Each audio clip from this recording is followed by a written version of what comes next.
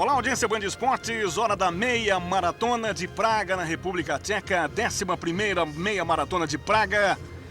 Você tem aí um domingo com um tempo até que considerado bom. Temperatura baixa, os competidores já postos, 6.500 competidores para o início da prova, largada dessa prova tradicional.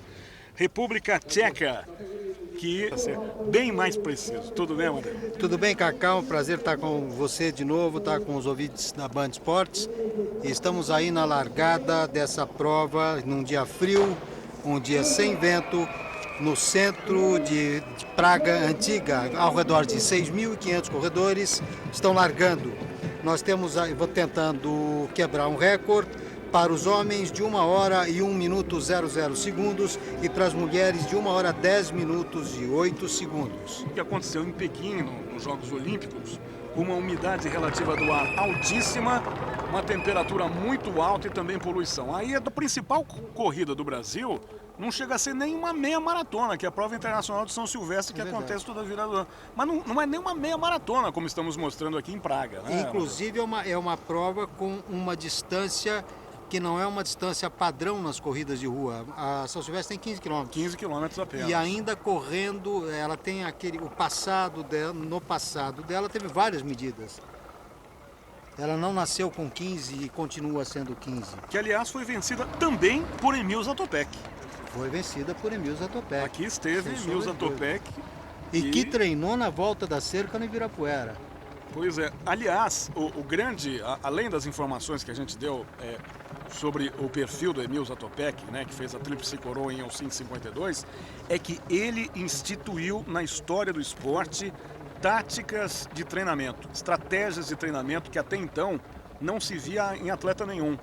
Então ele implementou uma forma diferenciada de treinar que passou a ser usada depois em termos de alimentação, condicionamento físico e uma série de outras medidas que ele trouxe e acabou exportando para o mundo inteiro. Cacá, o treino dele era uma época, nós vamos chamar, hoje nós podemos dizer, meio que experimental. Desculpa, mas eu só tenho queniano aí para variar. Só queniano, para não perder o costume. O grupo de liderança, 5 quenianos vão levando aí a prova. E esse é um fenômeno mundial, né? Isso acontece no mundo todo. A ciência está correndo atrás para saber exatamente o porquê. Tem indícios, mas não tem conclusões. Então, voltando a Zatopek, ele fazia treinos, ele, por exemplo, dava 200 tiros de 400 metros. Coisas fora de padrão. Hoje, obviamente, já não se faz isso. Você tem um treinamento mais direcionado, mais bem quantificado, né? Que me desminta o grande Carlos Gomes Ventura, bicampeão de São Silvestre, campeão de Extra Milano, pessoa a quem o esporte deve muito. Técnico do Zé João da Silva. Pois é, e agora um detalhe importante, já que a gente falou que a São Silvestre só tem 15 quilômetros, é o seguinte: esses grandes atletas que a gente passou a se referir desde o Emil Zatopek sempre foram não especialistas em maratona, mas corredores de 5.000, 10.000 e 42 mil metros, né? No caso, não só o Zatopek, como o Paavo Nurmi. A gente tem, por exemplo, o Haile Gebrselassie, que é o atual recordista de maratonas. É curioso porque ele não disputou os Jogos Olímpicos de Pequim, mas um mês depois, em Berlim, que é um lugar onde todo mundo adora quebrar recordes, ele fez 2 horas, 3 minutos e 58. E o Gebrselassie, ele faz 5, 10 e 42 quilômetros com uma facilidade impressionante. Eu, inclusive, na minha coluna, da Corpore, na atividade física, uns meses antes da Olimpíada, eu aventei a hipótese dele estarem preparando uma jogada para igualar o Emil Zatopek. Ele não faria maratona por causa da poluição, porque ele alegou problema de asma, iria para os 5 e para os 10. Ou seja, ele poderia estar inscrito também para a maratona e se ele matasse as duas, ele tentaria a tríplice coroa igualando o Emil Zatopek. Não aconteceu isso. Eu queimei a língua. Não, mas não foi por erro seu, não. Acontece que um mês antes dos Jogos de Pequim, ele diz que não participaria da maratona por ser asmático e pelo clima e condições de poluição. Então ele abriu mão de disputar a maratona, mas disputou os 5.000 e 10.000. E não foi feliz, né? Nos 5.000 metros, o Bekele, o etíope, foi o grande vencedor. Aliás, nos 5 e nos 10.000. É isso aí. O Bekele, o etíope, que também é especialista em 5.000, 10.000 e em maratona. Que é um etíope espetacular, ele conseguiu a vitória olímpica. Paciência, vai ficar para a próxima. Ficar para a próxima, com certeza. E outro que a gente não pode esquecer nunca é o Poltergar. Conhecidíssimo Poltergar, que já venceu no Brasil. Roberto Cheruiyot. Aí nós vamos começar a desfilar aqui. E é queniano que não acaba mais. O Poltergar 5 vezes no Brasil. Poltergar 5 vezes no Brasil. E eu tive a honra e o privilégio de carudo, que eu sou, de ter treinado com o Poltergar. Mandou muito bem, hein? Tem que correr com quem sabe, né? Muito bem, os quenianos continuam liderando a prova. Essa é a 11ª edição da Maratona de Praga. Vamos conhecendo um pouquinho o centro histórico dessa simpática cidade, que ainda tem trilhos de bonde, hein? Como algumas cidades turísticas no Brasil, o caso, por exemplo, de Belém do Pará, que tem um bonde turístico, Santos tem um bonde turístico também, cada vez com mais trilhos no centro da cidade, para poder, inclusive, reproduzir o que aconteceu nos anos 30, 40, 50 e assim por diante. Então, Praga ainda tem, claro que são bondes mais modernos ou turísticos, mas que funcionam muito bem para a população aí. E a gente vai conhecendo também um pouquinho dessa cidade da insustentável leveza do ser, né? Onde em 1968 nós tivemos a chamada Primavera de Praga, que foi, na verdade, a libertação dos russos, né? Da ex-união das repúblicas socialistas soviéticas. 4 quenianos, alguns com sobrenomes impronunciáveis. E olha que eu passei a noite, que nem aquela vez, tentando, né? Bom, Padre Antônio Vieira botava pedrinhas embaixo da língua, né? Eu também, só que eu não vou conseguir. Então já que você treinou, você pode falar no nome desse que está na liderança. Antes disso, eu gostaria de lembrar os recordes mundiais no masculino. Samuel Kamau Wanjiru, do Quênia, que em 17 de março de 2007, em Haia, na Holanda, marcou o tempo fantástico de 58 minutos e 33 segundos para os 21.097. E no feminino, com 1 hora, 6 minutos e 25 segundos, Lorna Kiplagat, dos Países Baixos, que em 14 de outubro de 2007 marcou esse tempo também extraordinário para as mulheres em Udine, na Itália. São recordes que já vêm persistindo há algum tempo, o que causa espécie, uma vez que os recordes estão sendo pulverizados. Imagina alguém correr uma maratona para 2:03:58? Kaká, nem em sonho. Você falou do Wanjiru? O Wanjiru foi o campeão em Pequim. Mas então? Foi o grande campeão em Pequim. Tá aqui, ó. Olha só, vamos passando por mais um trecho aqui e a população em cima acompanhando. Você pode reparar, né, que é exemplo do que aconteceu, por exemplo, em Atenas, não temos os batedores. A gente vê sempre os batedores na São Silvestre aqui, uma maratona... Não, ele está com um batedor ali, está com um orientador de percurso que você vê nesse scooter aqui, mas não tem batedor. Não tem batedor. A gente tem tem uma câmera acompanhando o pessoal. Olha com a moto. o piso, Kaká, que coisa brava. É que nem você correr no centro de uma cidade como São Paulo ou Rio de Janeiro, né? No centro velho, no centro antigo. Meu amigo. Olha só, eles vão realmente para a parte comercial da cidade, a parte turística, a parte central. É um percurso que engloba piso, essa eu parte toda imagino, aqui. você sabe o que eu estou pensando aqui, Kaká? Chuva nesse piso. Você já imaginou? Que sorte para os corredores, né? Que o tempo está seco. Isso Agora... é muito bom. Eu lembro, inclusive, o Amadeu, lá em Pequim, que lançaram uma sapatilha nova, com os fios entrelaçados, né? Fios sintéticos entrelaçados. Solado? Que dava, inclusive, melhor pegada e reduziu o peso, inclusive, do... Mas acontece, olha bem o que é. Vamos fazer de conta que nós estamos falando também para quem não está muito afeito às coisas da corrida. Nós temos no movimento das pernas a passada e a pisada, ok? Uhum. Na pisada, você pode pronar, supinar ou ter uma pisada neutra. Ou seja, você pode ter o apoio do pé no chão, a batida do pé mais para fora, mais para dentro, ou pisar de uma maneira correta, o que não é muito fácil de acontecer. Você imagina que você está deslocando num movimento contínuo e que, de repente, se você tem um ponto cujo apoio não seja aquele desejável, você cai. Não há fio trançado que te segure. Você cai. Muito bem, eles vão agora literalmente ali por dentro do trilho do bonde. Olha só, pelo menos uma área mais plana. Mas olha o que eles estão sofrendo. Só que volta para o paralelepípedo, né? O que é isso? Volta para o paralelepípedo. Olha, se pneu de carro aí escorrega, imagina você correr uma maratona. Não esqueçamos que isto é a elite. Já é o pelotão de elite, ou seja, a elite da elite. É que eles se destacaram e foram embora. Eles estão correndo sem ninguém. Agora imagine o corredor comum, que não é de elite, em bloco passando por aí. Muito bem, já passamos de meia hora de prova. Uma meia maratona como essa, seria o tempo de uma maratona dividido ao meio ou não necessariamente? Não, mais rápido, né? Mais rápido, mais né? rápido. Você tem 58, você tem 58. Maravilha. Agora, é muito bem organizado, não, Matheus? Você tem uma espécie de um caminhão armário que os corredores... Isso é muito curioso. Eu estava vendo, inclusive, o Marilson contando. O corredor chega todo encapotado às 5h30, 6 da manhã, e aí não tem onde guardar a roupa dele, Isso, né? Isso. Então, lá em Nova York, o que fazem muito, você tem a concentração no Fort Wadsworth, em Staten Island, que é antes da largada.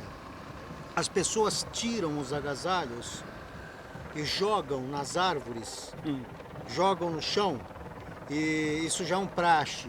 E depois esses agasalhos são recolhidos e entregues à instituição de caridade. Ah, que legal. São descartáveis, né? Não. Passam a ser descartáveis. Passam a ser descartáveis, porque você não tem como fazer. É ponto a ponto. Não é uma maratona que ela sai e volta para o mesmo lugar. Você vai se despindo ao longo da corrida. Houve um ano que eu saí sem nada e cheguei com tudo. Agora, eu já cruzei com o Maurício algumas vezes e falo, porra, mas você inventou uma espécie de uniforme de pinguim, porque quando termina a prova ele parece um pinguim, que ele usa umas mangas, acho que de neoprene, né, que ele usa, e um gorrinho. Então ele parece um pinguim, e luvas, obviamente, né? As orelhas doem. A coisa pode ficar muito feia. Nova York, para quem já conhece, quando venta, a temperatura cai 10 graus assim em segundos. O vento em Nova York é um negócio terrível. É cortante. Eu já tive a sensação térmica das piores do mundo, porque o termômetro pode estar marcando 5 graus, mas você sente como se fossem 5 graus negativos. É uma coisa impressionante. Eu não estou conseguindo ler direito a marcação do número de peito deles. Tá meio complicadinho. É bem complicado, né? Eu acho que se fosse a Corpore seria uma outra numeração, não, André? Não pode falar, porque nós vamos mandar essa gravação para o nosso amigo Carlos Capalbo e... Olha, o número está às costas. Às costas, Ok? O Kipchoge vai na liderança, o queniano, primeiro colocado por enquanto. Isso aí. E aí os demais competidores, precisa ver se o Kipchoge vai conseguir se manter na liderança. Nessa liderança. Você veja que agora a disputa ela ficou mais séria entre esses três corredores e nós estamos com 40 minutos e 20 de prova. Você veja que além das dificuldades normais de uma prova de longa distância, você tem o piso. Dá uma olhada, Cacá, agora que o pessoal, os corredores... Mas você tem condições de ir até uns 5 quilômetros antes da chegada. E você pode puxar e vai até lá. E normalmente se faz isso. Muito bem, mais uma parcial. Você pode notar aí pelo menos 5 quenianos vão levando as primeiras posições da prova. O Kipchoge já caiu um pouquinho ali, ó. Bom, em 7 só tem 6 quenianos, não é? Pois é. Uma espécie de pelotão. E aí você vê os dois lados, você tem um lado que vem, um lado que vai. Ou seja, estão usando praticamente o mesmo percurso, só que com os dois lados da avenida que demarcam por cones as passagens dos dois lados. Agora, apesar de Praga ser uma cidade muito bonita, o percurso não é dos mais bonitos. O percurso, eu confesso que não é dos mais bonitos. A gente que acompanha Nova York, Paris, Berlim... A última Paris nós fizemos juntos. Exatamente. Rio de Janeiro, São Paulo, não chega a ser um percurso bonito, não. Olha só, eu estou muito... Eu estou espantado com o piso, eu estou bem espantado. É aquela velha história, né, Cacá? O brasileiro, muitas vezes, ele não dá valor ao que tem. Nós somos extremamente críticos conosco e nós somos de uma autocrítica contumaz e de uma crítica muito generosa para com os de fora. Mas eu mudei esse jeito de pensar desde a prova de Atenas, da maratona dos Jogos Olímpicos de Atenas, quando aquele padre irlandês invadiu a pista e derrubou o nosso Vanderlei. Então, dali em diante, e eu tive a oportunidade de estar narrando ao vivo a prova, mudei meu jeito de pensar, viu, Amadeu, porque é o que você disse, a gente realmente critica demais. A gente tem um sentimento de terceiro mundismo. Exatamente. É isso mesmo. E não é bem isso, não. Tem um piso desse aqui no Brasil, isso é impensável. Não se cogita uma coisa dessa. Não, o cara pode torcer o pé no trilho. Eles estão. Olha como é que o pé direito dele está batendo. Ele está batendo a 2, 3 centímetros do trilho e ainda tem remendo no asfalto. Exatamente. E aí eles podem escolher aonde eles vão correr, porque eles estão soltos, eles estão na frente soltos, então eles têm toda a liberdade para escolher como e quando. Eu estou pensando no pessoal que vem atrás, que não tem para onde correr, porque você corre ombro a ombro com o seu competidor. E passaram grudados ali. Você viu que loucura? Na esquina, você pôde reparar que você tinha um buraco ali. É uma coisa... Agora, o perfil altimétrico da prova não é tão flat assim como está aqui não, hein? Como no material que veio. Você viu o tamanho dessa descida?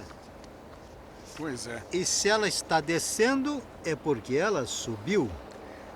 Os fisiologistas costumam dizer, inclusive, que a descida é pior que a subida. Né? A chance de o risco de uma contusão, de uma lesão é maior na descida do que na subida. Exemplo clássico da nossa São Silvestre aqui. Você larga na Paulista, ali em frente ao prédio da Gazeta, no MASP, em frente ao MASP, e termina em frente ao prédio da Gazeta. E você vê muita gente descendo, indo até a Consolação, dá 1 quilômetro mais ou menos. Teve um corredor que desistiu, passou reto aqui. Ele passou reto, não sei se perdeu o ponto da frenagem, ele passou direto. Mais um cotovelo. E foi que foi. Agora, já houve um tempo, no tempo dos nossos avós, que era o contrário. Você descia Brigadeiro e subia Consolação. Olha aqui. Agora passou direto. Imagem recuperada. O cara perdeu o ponto da freada. Agora você vê que os três estão na mesma passada praticamente. Abriu. E já vamos chegando na reta final da prova. Aí não tem ninguém brincando, Cacá. Coisa aí tá feia. 51 minutos, menos de 10 para acabar. Claro que é uma edição dos melhores momentos, mas agora já vão para a reta final e só tem queniano. A velocidade que um homem desse corre é impensável. É um absurdo. É um exemplo que eu costumo dar. Você pega alguém preparado, uma pessoa preparada normal, vai para a pista do Ícaro de Castro Melo, Constâncio Vaz Guimarães, e aí você resolve fazer 1 quilômetro na pista raia 1 para 3 minutos. Da seguinte maneira, você aquece em 800 metros para a longa.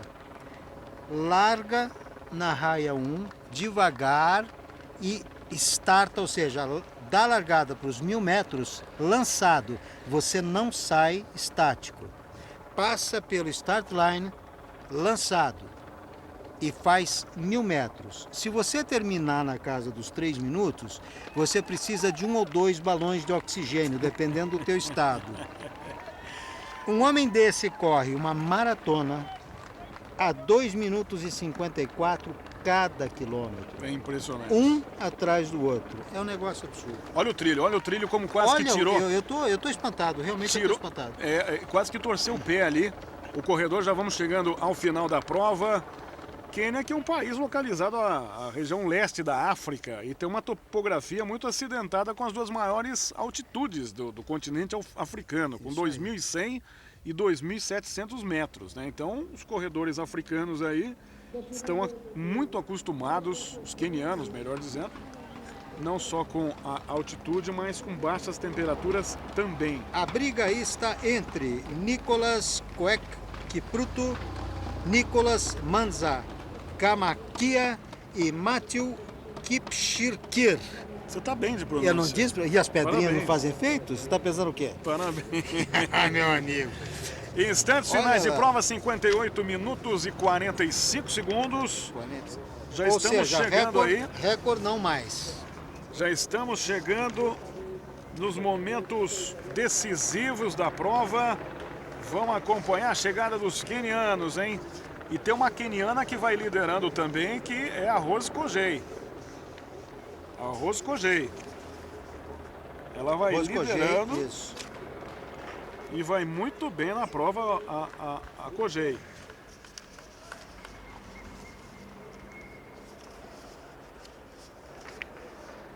Aliás, quem venceu a última São Silvestre foi a Salina Kojei. Eu não tenho informação se ela é parente, se tem a ver com a mesma família, mas a verdade é que é um nome importante. Você vai vendo aí os três quenianos vem chegando. Possibilidade total de quebra de recorde. Para os homens, possibilidade total de quebra dos homens. Vamos aí para 1 hora de prova. E para as mulheres, idem, Kaká. Instantes finais da meia maratona. Olha o sprint, Kaká. E aí vem vindo o Nicolas Koech Kipruto do Quênia. Vai passar em primeiro com 1 hora 4, 5, 6, 7. 1 hora e 7. O tempo 7 segundos. Que é recorde quebrado. Quebrado o recorde, portanto, nessa meia maratona de Praga. Imediatamente ele já vem com aquele plástico cobertor, né, para manter inclusive a temperatura do corpo, porque tá fazendo frio. Recorde da prova, bem entendido. Aí, portanto, a chegada, você vai vendo o momento dos outros quenianos. Portanto, Nicolas Kipruto Koech chega em primeiro. 1 hora 07. 1 hora 07.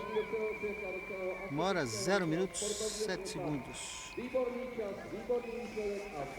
Interessante que eles correram juntos e aí a prova se definiu no sprint mesmo, no sprint final. A diferença do primeiro para o segundo foi 2 segundos. E para o terceiro, 8 segundos. Pois é, e os 4 primeiros colocados chegam dentro do tempo de 1 hora, com a diferença aí do primeiro para o quarto de 12 segundos. Aí, portanto, a vitória do Nicolas Kipruto. E agora ficamos no aguardo da Rose Kojei, que deve vir mais ou menos com uns 10 minutos de diferença. Curiosamente, as mulheres largaram juntos, o que hoje em dia não se faz mais. Né, eles tentam uniformizar a chegada. Não, e até para tirar um impacto daquela pressão da largada, porque a mulher ali para ser atropelada são 2 palitos, né? Cavalaria sai ali e é brabo. E não é fácil, não. A Irene Kwambai também vem junto. A Kiproek Shepkorir vem junto também. E no mesmo bloco, a Vornesh Kidani. A única que não é queniana é a Worknesh Kidani, que é etíope. As outras 3 são quenianas. E se não for da Etiópia e nem do Quênia, prepare-se, porque agora tem um outro país chamado Eritreia. Anotem esse nome, Eritreia. É o mais jovem país africano e faz fronteira exatamente com a Etiópia. Uma coisa que se você pegar as fitas da década de 70, 80, você vai ver que não há uma uniformidade de biótipo. E se você pegar hoje o corredor de longa, quase todos eles têm a mesma biotipia. Interessante isso, né? E esse biótipo o que é? O cara de perna muito magro, etc. Você pegava, por exemplo, o Zatopek, que era um sujeito mais ou menos com a minha complexão física. How did you like the track and what about your performance, which is by the way the track record? Yeah, here it's really good. I like it. E a repórter perguntou do recorde que ele bateu e da pista e da prova, o que ele achou, né? Around here in Germany, but I've been working hard to come here to run in Prague, and I realized that it's a fantastic race and good. I really like. Você acha que ele está feliz ou está... Aí, portanto, olha lá, Kipruto, portanto, em primeiro com 1h007 e os demais quenianos, um batalhão, 5 quenianos, é uma coisa impressionante. Impressionante. Olha, de 1 a 10, você tem 1, 2, 3, 4, 5, 6, 7, 8 quenianos.